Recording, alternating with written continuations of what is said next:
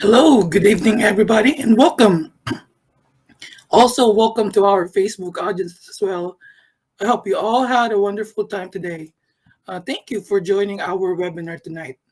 So, tonight we are going to be talking about how to be the bank, building wealth through private lending. So, before we start, a few ground rules. If you have questions throughout the presentation, please type it down in the chat and we will get to them in the order that it was received at the end. So, stick around for that. So, yeah, without further ado, let's go ahead and get started. Allow me to introduce the man that made all of this possible, Mr. Nhan Lam himself. Nhan, can you hear me? Yes, I can. Thank you so much for the warm introduction, Vaughn, and welcome every night to tonight's webinar on one of my favorite topics, October, is how to be the bank. Okay, so as the presentation comes up here, for those who don't know me, my name is Nhan Lam. We started real estate investing about 11 years ago, and things have been going very well in the areas of real estate. We started with fix and flip, and now we're doing a whole slew of different things in different facets of real estate, including construction and multifamily rentals. And a bunch of other different things. Okay, so with that, let's go ahead and get started with our presentation. Okay, so going on to the first slide here, why is this topic very important? Well, first of all, when I was a kid, I used to play the game called Monopoly, and I hope you guys still remember that. I play with this game with my kids today, so that way they learn what I learned back then. But if you guys remember, the whole goal of the game in Monopoly was to buy properties of the same color, so that way eventually you can build 4 greenhouses and a red hotel. So that was the formula: 4 greenhouses and red hotel. And the interesting thing about Monopoly is regardless which player that you chose, whether it be the boots or the dog or the thumbnail or the iron or whatever, guess who always wins, regardless of what piece you chose? And the person who always wins is always going to be the bank. All right. So if someone ends up having to mortgage the property or sell the property or offset it, yeah, guess what? The bank always wins, and the bank never runs out of money. Okay, so you want to set yourself up to be the same thing as an ultimate goal down the road, to set yourself in position to where you are the bank, where your risk is at the minimum and your return is high, because of how you structure that. Okay, so how do you become a bank? Well, first of all, if you're going to be a bank that's going to be with the FDIC, there's going to be a lot of regulations that you need to go to start your own local bank. All right, but the thing is that you can be a private door. I'm sorry, a private bank, and the private bank, you don't really need all that regulation because it's all commercial. So here's what's going to happen with that. You want to first identify all your sources of funding. Okay, identify where your funding sources are and how much is it going to cost you. Do you have your own cash to start off with? Do you have a 401k or some kind of retirement account that you can leverage off of, or maybe home equity or other credit accounts that you can leverage off of? All right, okay, you start there. And how much is the cost of money? Is your 401k going to charge you 3%, 4% to get a loan from your 401k?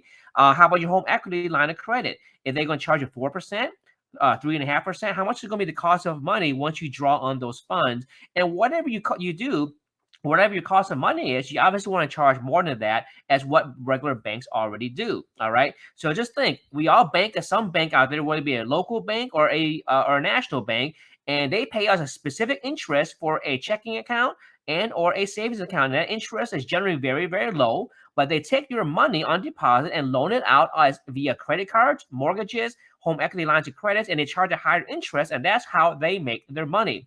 And even though they charge low interest on their mortgage as required by what the cost of money is for the Federal Reserve, they still make a large spread because the amount of money they loan out is so high. And plus, they have something that's for them, which is called fractional derivatives, where they can loan out more than they have on deposit.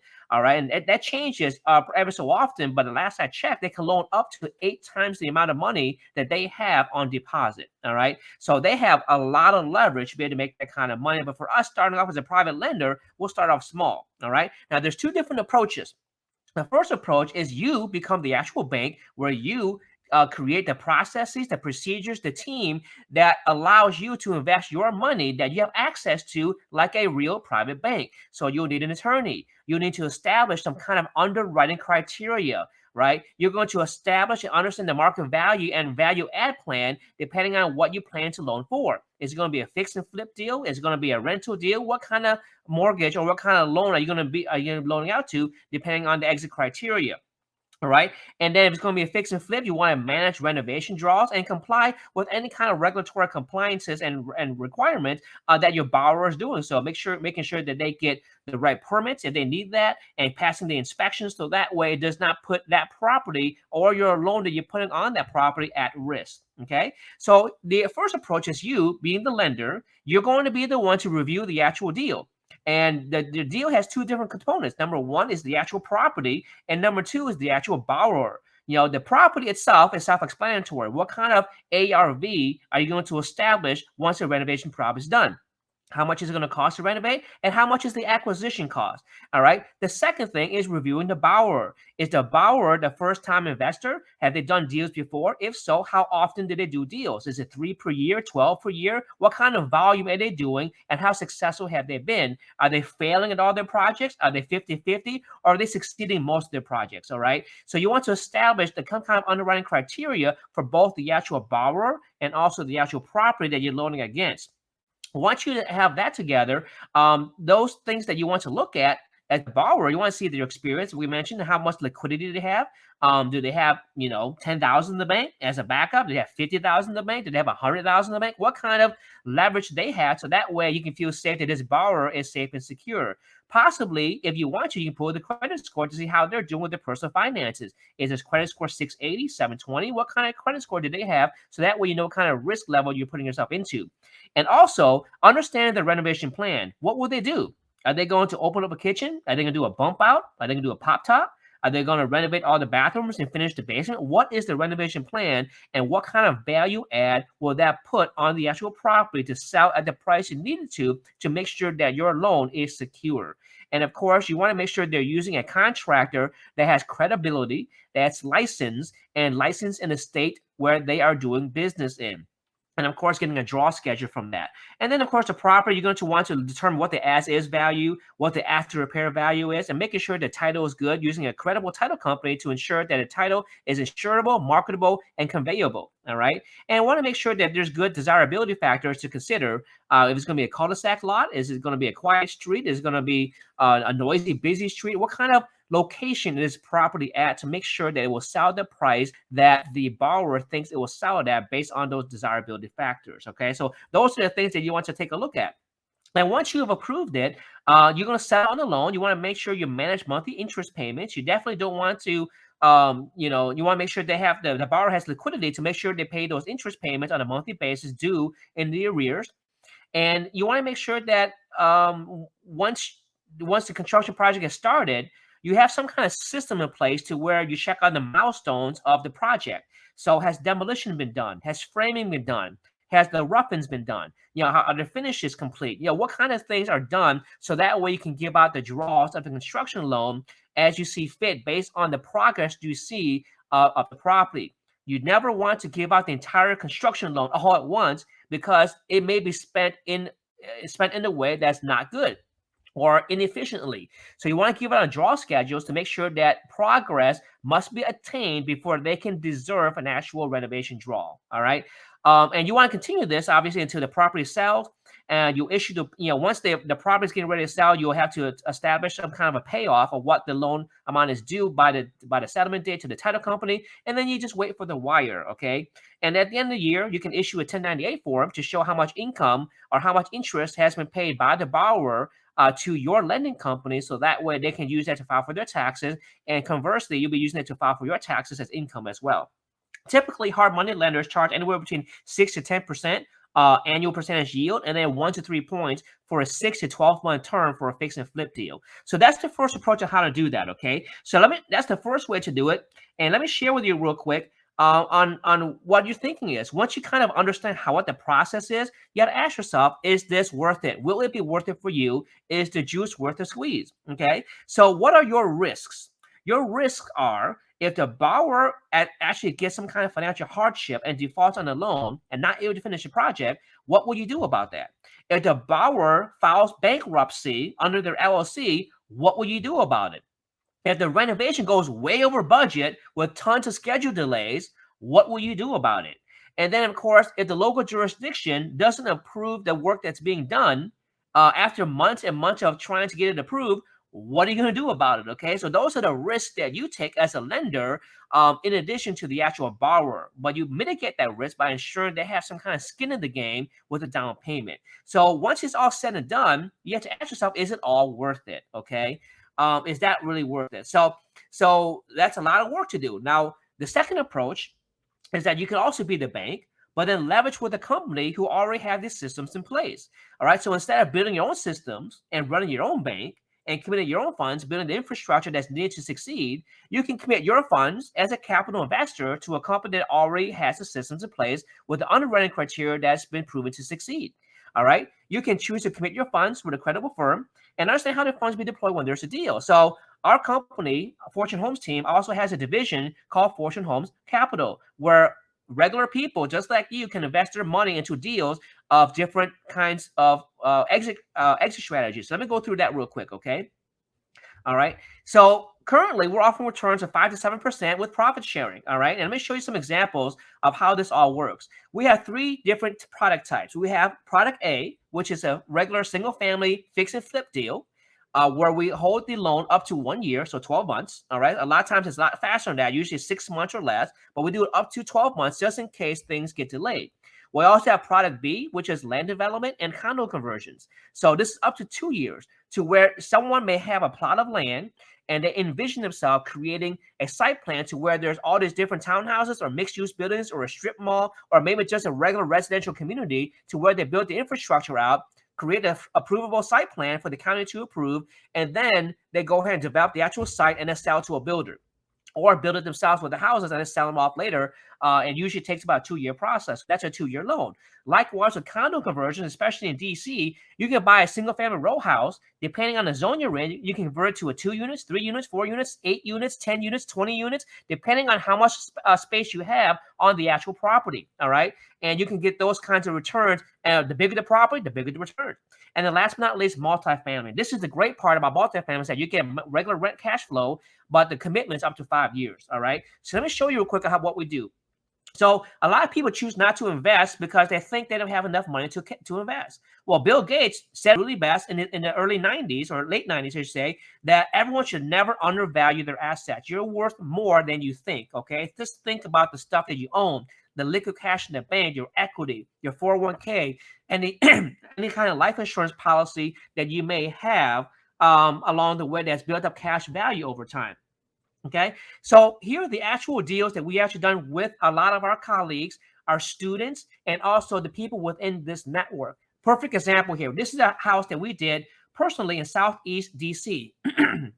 Excuse me. The person invested $245,000 and they earned a 6.5 annual percentage yield over 7 months, which is $9,300. But they also have profit sharing. And profit sharing is based on the performance of the fund in the deal. So obviously, if the project is managed well, they'll get a higher percentage. If it sells at a higher price and it has a relatively good construction budget that met the budget, if not better, then they do better on the profit sharing. Okay. So because this project was able to sell at a price that was much better than was expected, and the renovation budget was right on target, they actually were able to earn a profit sharing of $16,000. Add that together with this $9,300, you have a total return of $25,000 over 7 months, which creates an effective return of 17.7% annual percentage yield. Now, I don't know about you guys, but that's a whole lot better than getting 0.5% or even 1% in a certificate deposit at your bank. All right. And, in certificate deposit, you have to commit them to 1 year, 2 years just to get a decent return. In this case here, this person only committed to 12 months, but they got it back in 7 months because the deal was done faster than expected and was able to yield 17.7%, a very nice day for that investor. All right. Here's another example.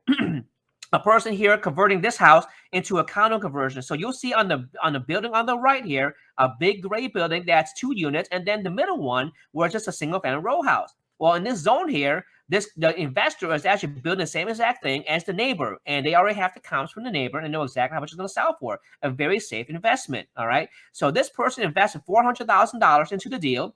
They're earning 7% annual percentage yield over 24 months, which is $56,000. And then the projected performance of the profit over the fund, over the deal, is $65,000 estimated. The total projected return is $121,000, or an effective rate of 15.2% APR. All right. So not a bad day for this person as well. They're able to commit their funds longer and earn more money over that long duration period of time. All right. And then last but not least, we have a product seed thing. So here's a deal that we invested in for our investors. It's a multifamily building in Dallas, Texas, over 100 units. And we were raising $2 million. And what happened with the $2 million is that they're getting a fixed 6% APR return on stabilized rents, and that's paid out quarterly. So you're getting cash flow 4 times a year, every 3 months, just by investing in this. And the reason why this can be done is because the value add to multifamily can be done simultaneously where other people are staying there and paying rent. So the rents being paid allows for monthly payments to be paid until the capital improvements are done with all the units over a period of 5 years.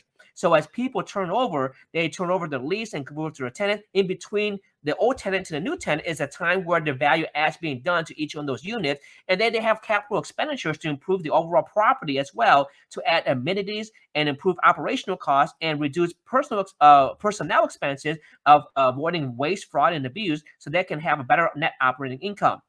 Once that operating income has been improved, then they either refinance it after 3 to 5 years or sell it to another investor, and whatever equity growth goes part of the actual fund. So, in addition to the person getting 6% at the end of the 3 to 5 years, once they've refinanced or sell the property, they get all the principal back, and they get the return of equity growth as well. In this case, an effective rate of 15.7% on that $2 million over 5 years. And in addition to that, they're getting the cash flow of 6% annually and being paid out on a quarterly basis. Okay. So very good deal for those who are interested in committing their funds and getting cash flow, but don't need their funds for over 5 years. Okay. Great way to park the money, earn some cash flow at the same time as building your equity growth. So you have two approaches. The first approach, you become the bank, develop your processes. The second approach, you still be the bank, but work with a firm who's already developed processes and systems in place for you to be able to leverage your capital into the deals that they underwrite with their own criteria with very little worry. Okay. So I want to share with you guys a couple of deals that we're working on right now that you may be interested in how this all works real time. So this house right here is actually a row house in DC. It's on 4th Street Northwest. And so this is a product B condo conversion where we'll convert it into a 2-unit condo. We're raising $400,000. We already raised $100,000, so we only need to raise $300,000 left. The minimum investment is $50,000, and the term is 18 to 24 months. All right. So depending on how long it takes to get the permits and build it out, that's the term that's going to be needed for the actual loan. Now, the actual percentage is based on how much you invest. So you invest $50,000, you get a specific percentage. You invest $100,000 or $300,000, the higher your subscription into the deal, the higher your fixed APR and the higher effective APR you'll get over time. Okay. So in these cases here, once you sell the 2 units, the profit comes back. All the principal has been repaid. We then calculate the profits of what's being done on the deal, and that will be distributed to all the capital investors who are part of this deal throughout the process. All right. So if anyone is interested in this particular deal, then make sure you email me directly at info@fortunehomesteam.com. Ask about 4th Street Capital Investment. And if you need any questions, just feel free to ask those questions there. I'll give you more details, and we can address questions here tonight on the webinar as well. And we can give you all the paperwork to review in case you're interested. Commitment deadline is the end of the last business day of this month, because we need to deploy it in the first week of November. All right. And then we also have a product C deal available. And this is another property in Texas near the Houston area. It's 460 units. We're currently raising $1 million, and we've already got $500,000 committed. So we only halfway to go. Minimum investment here is also $50,000. And like I mentioned earlier, for multifamily, you get quarterly cash flow payments, and you get a principal return plus equity after 5 years. So the numbers in here are very specific If you're interested in a product C deal where you're getting cash flow and growing your nest egg over a period of 5 years, same thing, definitely email me and ask for the product C deal in Texas, and we can go through the details on how that works there altogether. Once again, we're raising $500,000 for this one.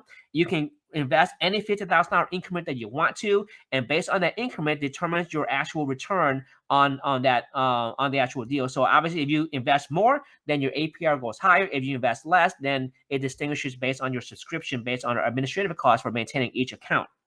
All right. Same thing with this one. The deadline to commit is the last business day of this month, October 29th, as we need to deploy that in the first or second week of November as well. So multifamily is a little bit more complex than a regular single family. So we're giving extra cushion to make sure we have the funds in hand to make sure that things don't go haywire during settlement and getting that all set up for everybody there through our PPMs. All right. So with that, guys. Let's go ahead and turn back to Vaughn to see if there's any questions tonight. So if there are any questions, please feel free to go ahead and type into the chat, and then we'll go ahead and go there, okay?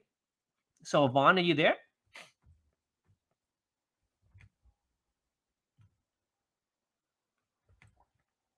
All right, so as people are go ahead and typing in their questions, I tell you guys, one of the things I love is that, in the DC metropolitan area, a lot of people have have capital, and a lot of times they don't know what to do with it. There's doctors, there's dentists, there's people who make a lot of money, but they're good at making money, but don't know how to park their money. And this is a great way to park their money so that way they can grow their nest egg and grow their wealth over time to prepare for retirement. Okay.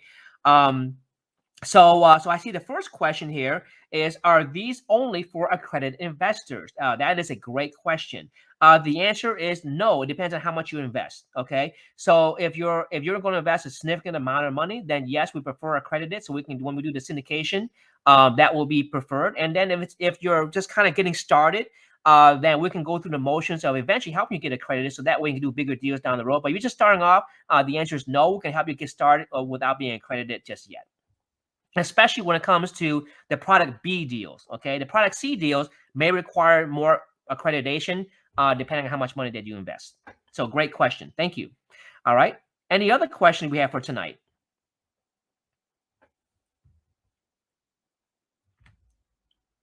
All right, so we see no more questions, and we have a pretty light crowd tonight, and it's just kind of the October blooms here. So next month, guys, I'm really excited about our topic because we're going to have a guest speaker that's going to talk about asset protection and tax advantages. Okay, we've had an attorney that's been working with for the past 10 years. He charged a lot of money per hour, but I was able to get him to come with us on a webinar for free. All right, so if you have any legal questions, feel free to go ahead and ask them here and save yourself $400, $500 an hour based on how much this person charges. Okay, so any legal questions about asset protections, entity formation, real estate, anything about real estate. He's very proficient in real estate in DC, Maryland, and Virginia. When it comes to probate laws, guardianships, or different things on how to get great deals and making sure you're doing it properly through your contract, he is the person to ask. Okay, so to RSVP, make sure you click on the call to action, the red button on top there to register for next month's event.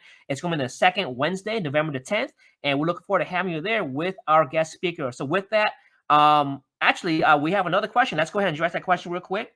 The question is, are our investors protected by the asset? What position are we going into being the investments? Great question. Okay, so for the two investments I just mentioned, product B, all right, product B, you will be in second position mortgage, and the reason why that one is considered to be safe and protected is because even though in a second position mortgage, the ARV is still significantly higher than the actual mortgage from the first position and the second position that you'll be deploying. In addition to that, the deal that's being deployed in DC, that's actually going to be the borrower is actually us. So we're in control of developing that building. So we will be guaranteeing that loan as well personally. All right. And then for the product C deal, how that's being protected will be protected through a PPM. All right. So like a limited partnership, you'll be set up in a way to where you have a position of inside the actual entity that owns the company as a limited partner, where you earn the capital passively, and your principal is protected by the equity of the actual property, because the equity being used to buy the property is the down payment in addition to the actual mortgage that's going to be used to purchase that that 460 unit property out in Texas. All right. So if I remember the numbers correctly, the acquisition price is roughly $40 million. All right. And once they finish everything, the value of it should go to 60 million based on the projection on the value add that they're doing, which is how they're going to calculate the equity growth over time based on the investment that we're doing. Okay. All right, so those are great questions. I appreciate you guys asking those questions at the very last minute there, and hopefully I was able to address your questions there and anything else. So, so with that, guys, unless there are any other questions, we'll go ahead and close it out. This recording will be on Facebook, so feel free to reference it as you need it. But with that, we'll see everyone next month at our next meeting. And if you guys have interest in those deals, make sure you email me at my email address, info@fortunehomesteam.com. Thank you very much, and have a great night.